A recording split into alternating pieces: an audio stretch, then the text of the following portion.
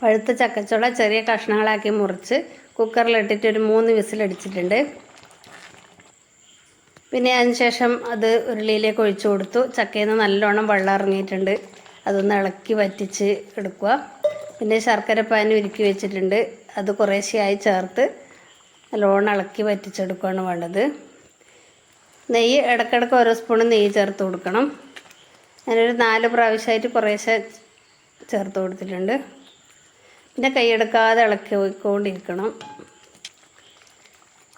ചക്ക അരക്കാതെ ഇതുപോലെ വേവിച്ച് ചേർക്കുകയാണെങ്കിൽ പൊട്ടിത്തെറിക്കൽ കുറയും. അരച്ച് ചേർക്കുമ്പോൾ നല്ലോണം പൊട്ടിത്തെറിക്കും.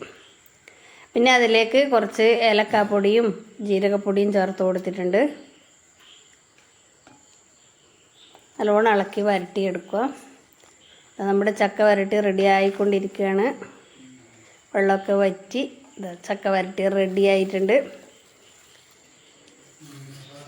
ഇനി തണുത്ത് കഴിയുമ്പോൾ ഒരു വെള്ളം പറ്റില്ലാത്ത ഈർപ്പമൊന്നുമില്ലാത്ത നല്ല കഴുകി തുടച്ച പാത്രത്തിൽ എടുത്ത് വെച്ചിട്ട് സൂക്ഷിക്കാം. ഫ്രിഡ്ജിൽ വെച്ചിട്ട് സൂക്ഷിക്കാം. നല്ല ടേസ്റ്റ് ഉണ്ടായിരുന്നു.